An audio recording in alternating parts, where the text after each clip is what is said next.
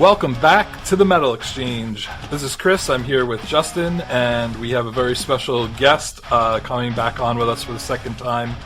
ProgPower co-promoter and future main promoter, and that's the reason we have him here, Mr. Milton Mendonca. The news came out, I believe, last week, that Milton will be carrying the torch and continuing ProgPower beyond Glenn Harveston's retirement, which is set for next year. So we thought, what better time than the present to kind of talk to Milton about, what brought us here, what his plans are that he's willing to share with us, and just what we have to look forward to now that we know that our favorite metal festival will continue. So before we get started, I just want to say hey to my partner, Justin. Justin, how are you? I'm doing great, my friend. I'm doing great. This is a real privilege to have Milton on with us. Ever since the news broke, I feel like there are questions, there are comments, but the general consensus, of course, is that this is really exciting for the fans. And I think that this is going to really shed some light on not only, in the years to come, but really the long-term health of the festival. So, Milton, thank you for joining us. Welcome back to the Metal Exchange. Thank you, guys. It's always a pleasure to be here. I appreciate it. Yeah, it's always nice to talk to you guys. Appreciate it.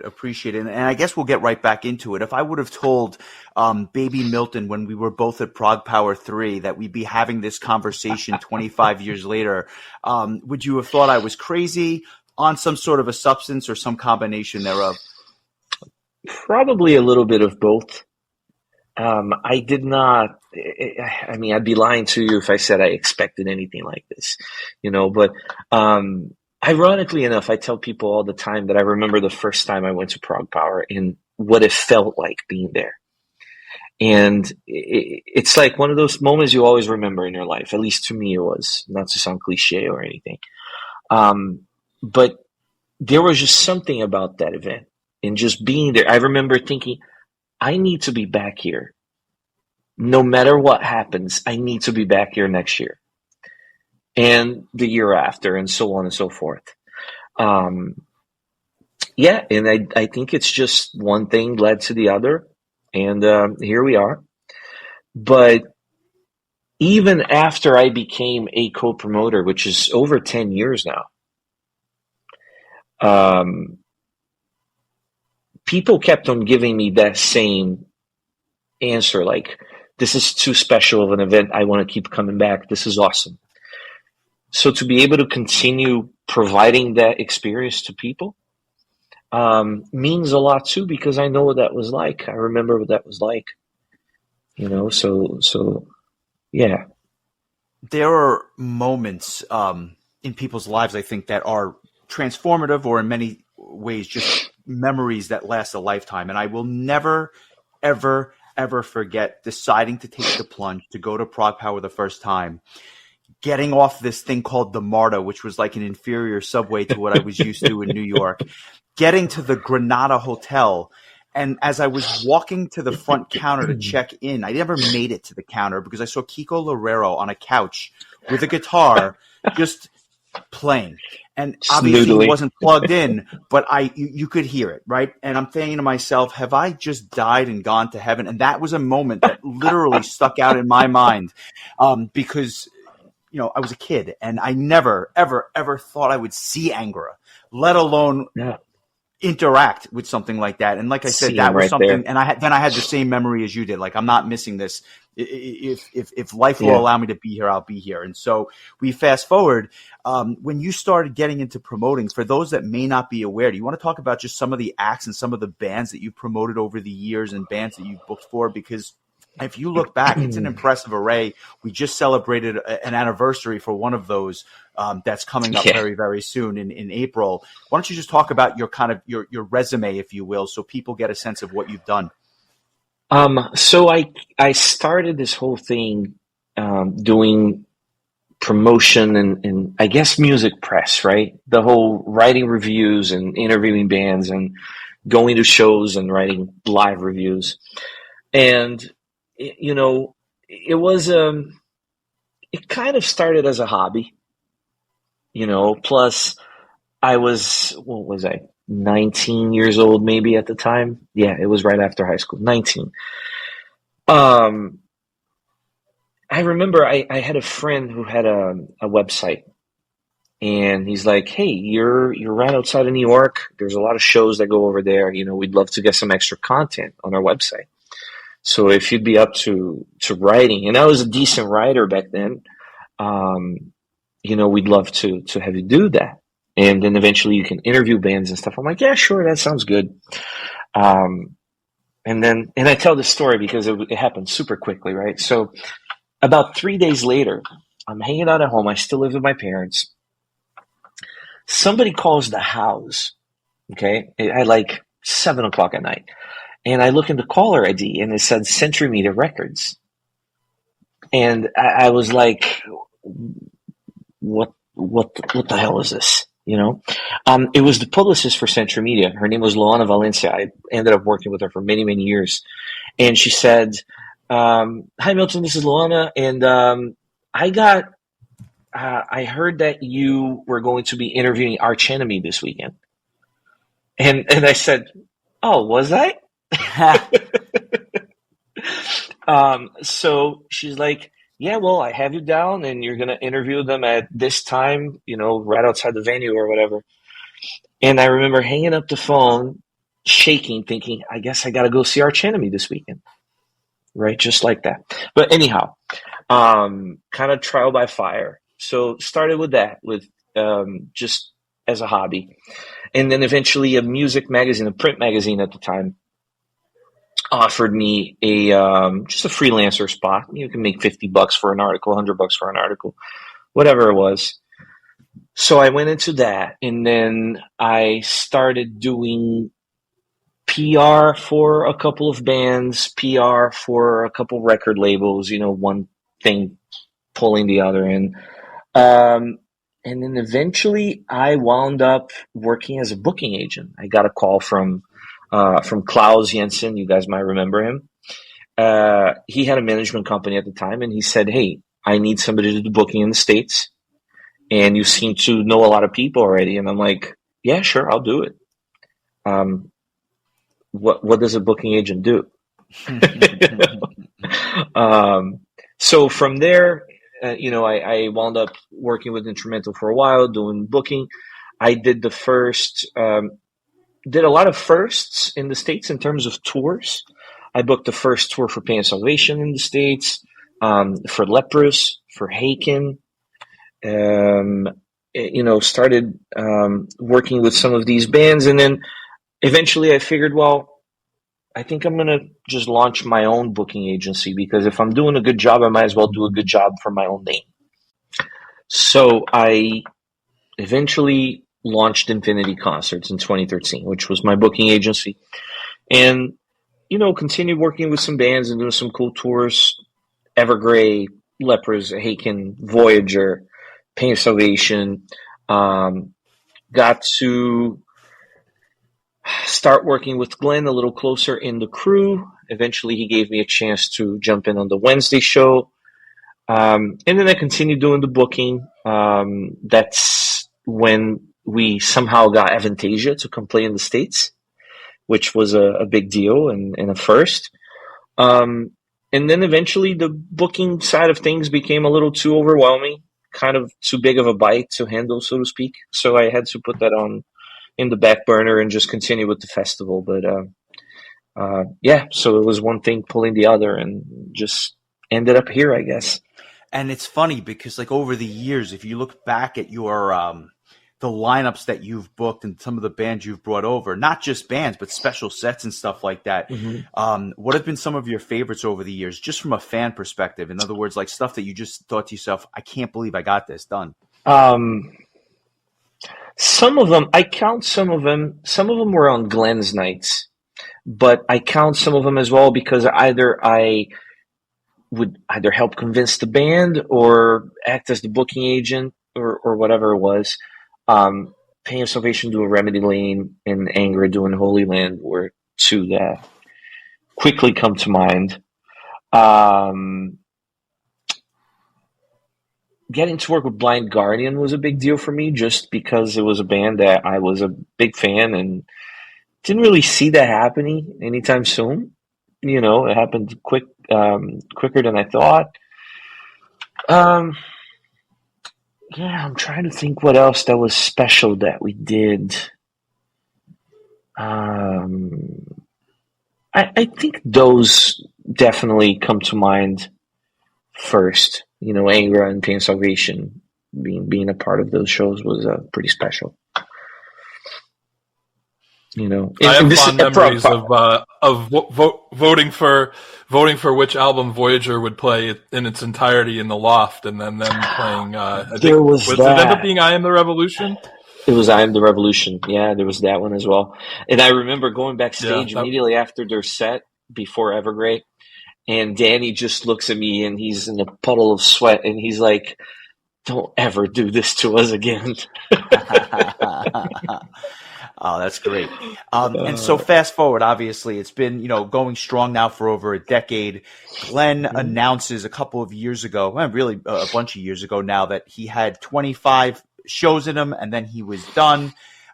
Never said the festival was ending necessarily, just said that he was done. And so obviously we begin this transition. We've got a lineup that we're all excited about for this September. I know you guys are hard at work on next year's lineup. I'm not going to ask you anything about that for obvious reasons, but I want to look ahead now to you and your vision of what this fest is going to be. So what do we know? It's going to be 3 days, but I'm curious if you could give some more color to like what your vision of the fest is when it's the Milton show. Well, first of all, I'm going to try and keep the blueprint for what the festival has been for the last 24 years now, right? With the obvious change of going down to 3 days, because I think that will be more manageable for me as the sole promoter. I think it will be easier on attendees as well. I just think it's a better setup for the time being. I'm not saying it's always going to be 3 days, but the plan right now is to go to Thursday, Friday, Saturday. Haven't decided on the number of bands. I'm inclined to keep the same thing, maybe 5, 6, and 6. But the festival is going to, at its core, keep what made ProgPower popular. The same atmosphere. I'm hoping the very same crew, or the majority of it. Bringing bands that you wouldn't see here otherwise. Bringing smaller bands that nobody knows who they are, and hopefully blowing people's minds. And bringing your typical prog and power and non-prog or power headliners as well. The oddballs. I think the festival is special for what it is, and there's no real reason to change it. One other thing that I can give you guys sort of a first dibs on the news, I intend on making a 3-day pass available, which has been something that people have asked for a long time, and probably doing individual day tickets as well. I think I don't see a reason to change other than those smaller details.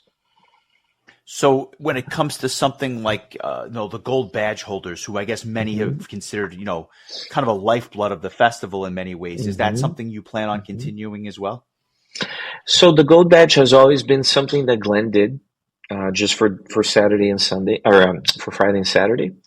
I have already discussed it with him, and I plan on continuing. It will be the same list, and probably going to have to make some changes because we're now going to be adding the Thursday into that package, right? So, but again, the intention is to try and keep everything as close to what it is as possible. Have you given any thought to how you plan on engaging a new audience? And I only say that not because people are not going to come back. We know a lot of people are going to return. But if you've been a patron of the festival for 20 or almost 25 years now, there's been turnover in terms of some of the older guard has left for any number of reasons, and then people have come in, and then once they come, they often come in years for in many years in the future. But people are getting older, generations are changing, things are tight financially. How do you plan on engaging a new audience to kind of keep the crowd robust and vibrant? So I think we've noticed a renewal of our crowd, so to speak. There's still the, us, the old guard, right? But like you said, some folks are getting older. Some folks are probably not going to still want to keep on coming for many, many years to come. But I think Glenn and eventually myself, I think one of the things that we've always stayed on top of was the metal scene as a whole. Trends, what bands are popular now, what bands are going to be popular a year or two from now. What people want to see, what people are tired of seeing. I feel like we've always stayed on top of that very well. So I think it will be a combination of possibly implementing some new strategies with advertising and social media. Things are changing so quickly. So there might be something that we need to start doing, or there might be something that we need to do a little differently. There might be a time where we're going to try new things in terms of bands. We've never been afraid of testing the waters with the crowd and challenging the crowd. Devin Townsend and ProgPower 3 was the biggest example we've ever had. Overkill, Isan, the Diablo Swing Orchestra, or some bands that come to mind. Winger, for crying out loud. Yeah. But Winger specifically, and I'm sure Glenn could speak a lot more to this, but the combination of Winger and Love Bites brought the old guard that had retired from the festival back. And some of those people are like, I think I'm going to start coming again. And Love Bites brought kids that were 13, 14 years old, had never heard of the festival before, have no idea who a band like Halloween or Blind Guardian are. And they're coming back for the second time this year. So it's just going to require some work and some creativity, I guess. But I think we'll be in good shape. Is there anything that you have thought about? I know like the core of the festival is going to probably remain mostly the same, but is there anything on maybe a micro level that you think could be improved or changed or tweaked to kind of make it feel a little bit more like it has your stamp on it?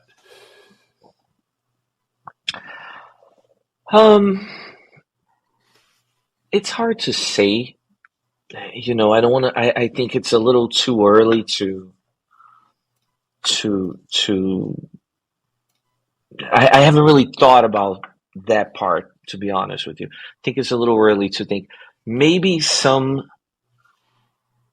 I will challenge the audience with some stuff that maybe Glenn hasn't. A little bit. I can give you an example. A band like Between the Buried and Me. It was my booking back then. And unfortunately, they chose to play a really, really heavy album, even if it was an awesome album. I don't think it resonated as well with the crowd as I would like it to have. But I'm not afraid of trying a couple of new, different, more modern things. And I don't want to say this to scare anybody. It's still going to be ProgPower. But yeah, maybe a little, maybe continue the curveball tradition, the oddball tradition, but different oddballs. I can see, and Justin and I have talked many times about, I can totally see the Reign of Kindo playing ProgPower. And, a band like that would be really cool. So I think I'm going to maybe do, Glenn did that for 25 years beautifully, and introduced some awesome bands that we would never have even thought of checking out. And if I could do that as well, I'll feel pretty happy, pretty fulfilled. You know, it's funny because I guess with change, people have concerns about, like I've mentioned the gold badges before, but I'll move to sponsors because in many ways they have not only an influence on who gets booked, but really help front a lot of these costs for a promoter such as Glenn and yourself. I'll just ask, are new sponsors being considered? Are you still going to accept old sponsors if they want to continue? Talk a little bit about the sponsorship process and give a little color as to people's ability to shape a lineup. Sure. Well, needless to say, the sponsors are the backbone of the festival. It's been like that for a long time. I'm counting on them sticking around, because they will make a big difference. I'm sure there will be some sponsors that for one reason or another will decide to move on with Glenn. There will be openings for new people to join the sponsorship program. I still get emails from people asking to become a sponsor. I actually just brought in a new sponsor this past week. So I don't foresee any changes on that either. If I'd love to count on people to continue being a part of that, and if they choose to do so, it'll be business as usual. Send me your lists. Tell me what you want to see. We've gotten some great ideas from sponsors of bands that were not even on our radar before. So I have a lot of fun reading the lists, and there's always some bands in there that you're like, what the fuck are you thinking? I guess it makes things entertaining for you on the promoter side because you're like, it's humorous if nothing else, and a lot of great suggestions there right. as well. Oh yeah, for sure. And we've been able to establish this relationship and this friendship with the sponsors as well. So it's of course they help the show financially tremendously, but it's always great to go back to ProgPower and see those people that you only see once a year. You know what I mean? And I tell them all the time, I'm like, if you need to move away from the sponsorship program, I still hope to see you in Atlanta. I still hope you come to the show. The festival, the community, the ProgPower community really is what carried the festival all these years. And that's very important to me as well. I met some great friends like you guys because of the festival. And that is above everything, I think. So, have you given any thought? Because I know that I know that people are wondering, like, what's that first lineup going to look like? I'm sure Glenn's going to go out with a bang. I'm sure you want to come in, putting your stamp on things. I'm not looking for names. Have you thought about who you might consider, even though it's, at this point still 2 years away? Ever since we agreed that we were going to do this, and it's been a little while already, I've been thinking about that. And in every conversation Glenn and I have had about 2026, and we're moving quite quickly on that lineup. It's both exciting and terrifying for me because I know what's coming next year. You know what I mean? And it will be the bar is going to be really high for me to start doing it on my own on 27. I'm confident I can deliver something strong, So yeah, I've had many thoughts about what I'm going to do, and I have no idea what I'm doing yet. 2026 looks really solid, really, really good. Would you be hoping that next year you can announce your lineup at Glenn's last ProgPower, or is that something you want to kind of keep separate from that? Is that something you've thought about, or well, I could see it going either way. I could see going either way as well, because I am sure people will be excited to see what I have coming. It will ultimately be my very first trial by fire, I guess. You know, um, but I also know that ProgPower is Glenn's baby, and it's his legacy, and it's his last one, and I think it's his time to enjoy that last ride. So I think ultimately I'll leave that up to him.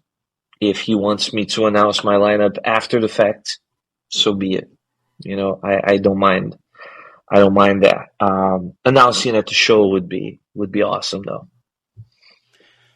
It's funny. You mentioned the excitement, but the fear that comes along with something like this, especially the first time. One of the questions we got, and I'll just pose it to you because I think it's a nice segue. How do you stay sane and centered with all the craziness and running around of promoting and booking a festival? Because especially, I mean, again, you've got a track record here, but this is a task unlike any other, and obviously you're taking it on alone in many respects. Well, Glenn has agreed to stick around as a what's the term he used? Consultant? Is that consultant? As a consultant, yeah. And I think he's going to do that probably for the first 1, maybe 2 years. So I'm sure it will feel a lot like the 5-year-old going to school for the first time and wanting to run back to the parent kind of thing. I'm sure it will feel a little bit like that.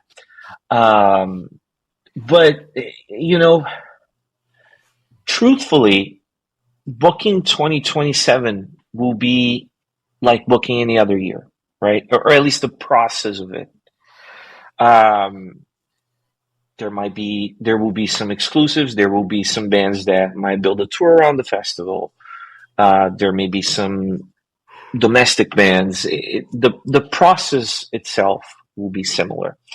I just know I'm going to have to, again, maybe get a little creative in terms of what bands I offer to the crowd, because it's really going to be the first gauge. What kind of lineups is he going to be able to pull off on his own? How do I stay centered? I don't know how I stay centered right now. It's just the festival comes and goes, and in the heartbeat. Sometimes we land in Atlanta on Tuesday, and I'm like, just 4 days. I just got to get through 4 days, And then I love it. Blink and it's over. So it somehow takes care of itself, even if it's a process. Yeah, and this past year was a first too, because I also go and I tour manage in between. I take on tours to go as a TM, and for the first time this time around, I took a tour that started immediately after ProgPower. So I was gone from home for 3.5 weeks, no break. I woke up on Sunday morning, everybody going to bed, and I'm taking Circus Maximus to an airport. And I get on the plane, I sit down, I buckle my seatbelt, and I get an email from the Ocean saying that they're not going to play the festival. It was literally the morning after. So I'm sitting there thinking, what the fuck am I doing? So this past year was a special one. But yeah, you just kind of put on autopilot.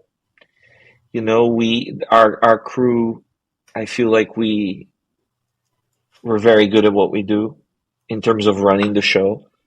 So you just kind of go on autopilot. You get it done. You enjoy it as you go, and you solve the issues as they come. And then the very next day, you're already focused on next year. Yeah, no rest for the weary in that sense. It ends, and then it's like closing the chapter and then opening up a new book type of thing. Yeah, we usually, and I joke with Glenn all the time, we take the Sunday off. Sunday's our travel day. And then Monday morning, him and I are already on the phone, closing the books for this year, talking about next year, tickets going on sale. We need to get the poster up. There's really it's like one blends into the other. There's no stop.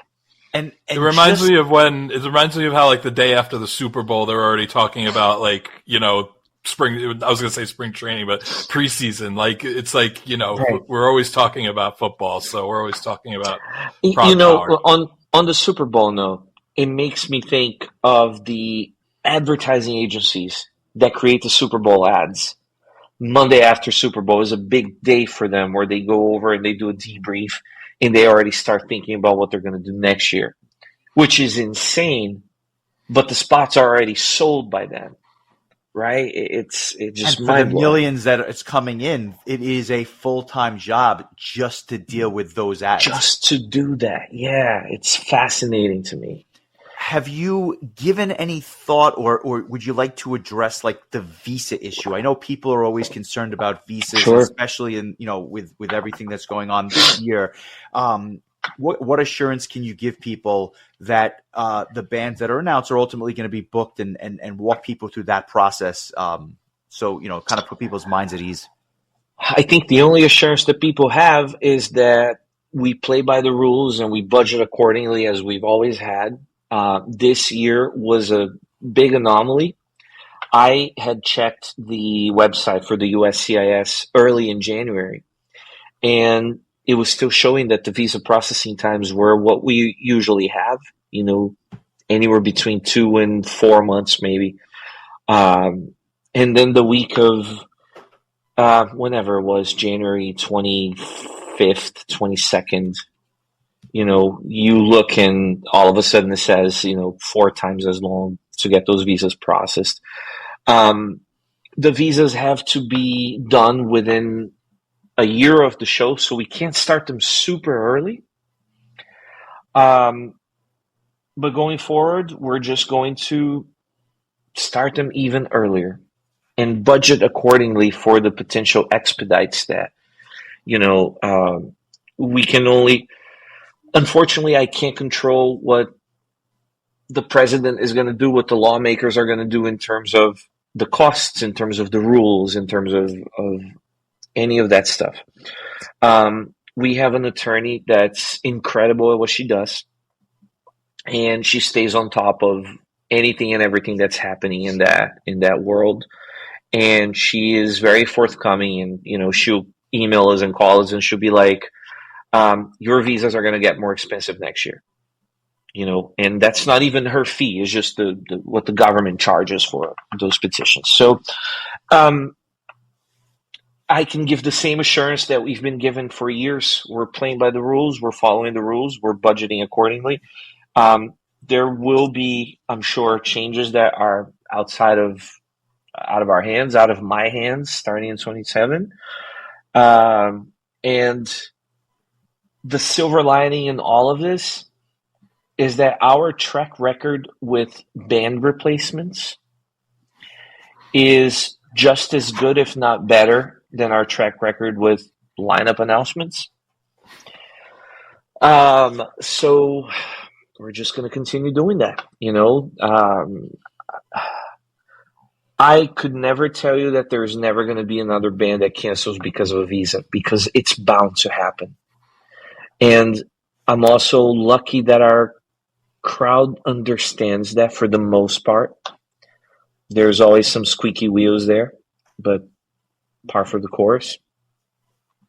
We're just going to keep on trying. And if a band can't get their visa this year and there's a problem, we'll try them again. And, eventually it worked for Dream Evil, right? I was going to say, fifth or seventh time is the charm in that case. Before we let you go, what's caught your ear this year, and what have you been listening to? Because I feel like we're off to a really good start, and we're only two months into the year. This year has been incredible already. As I pick up my phone just to look through some albums that I already have in here, and obviously I'm going to try to not be too biased and bring my bands that I manage that have albums coming out, because there's a lot of stuff coming out. I'll do it for you. Why don't we talk about the new Maestric album? Well, that is coming out. I'm going to give you guys the news. That's coming out in May, on May 2nd. We're announcing that in about an hour and a half. The release is going out. So May 2nd, Espresso della Vita Lunare comes out. The album is awesome, and I'm not just saying that. I think people will really get a glimpse of how different, quirky, progressive metal can be, and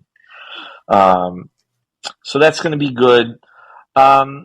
Our friend Vic has his instrumental band's new album coming out, Lux Terminus.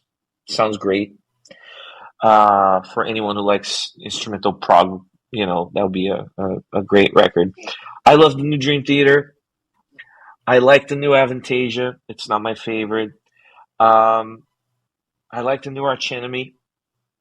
And I have been obsessed with the new Epica album, which comes out in a month, I think. I think it's one of the best things they've ever done.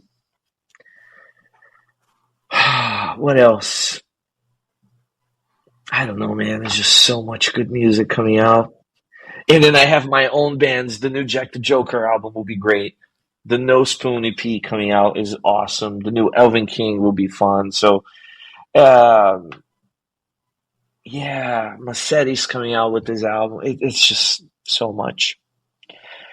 Well, it's great. I mean, obviously, we're not only happy for you, but proud of you as well. So, thanks for taking the time.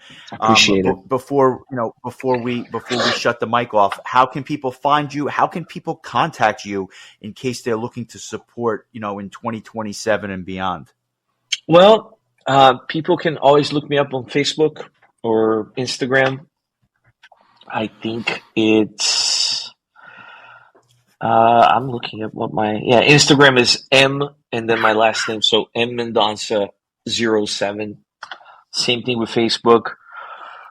People can always send an email to me as well, and I'll give the general. I rebranded Infinity Concerts now that I'm doing more management. I rebranded it to Infinity Presents. So anybody can reach me at milton@infinitypresents.com.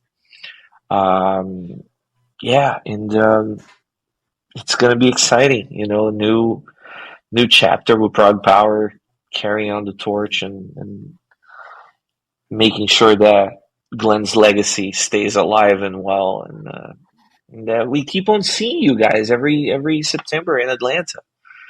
I think there's some of us that plan on going to it until there is no more ProgPower, or there's no more us, whichever happens first.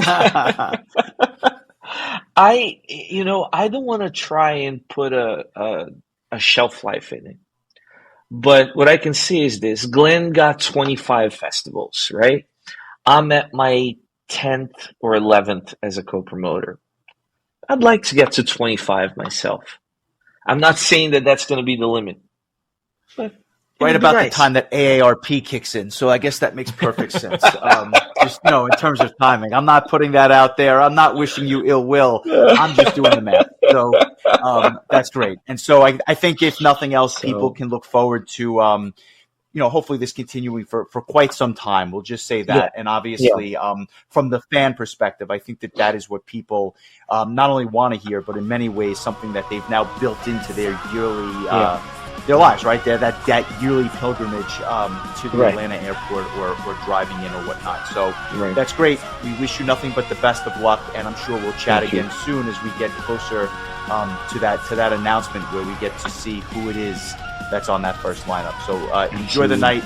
Thanks for jumping on, and we'll catch up with you soon. Thank you, guys. Appreciate it. Best of luck with the podcast. Thank you, Milton.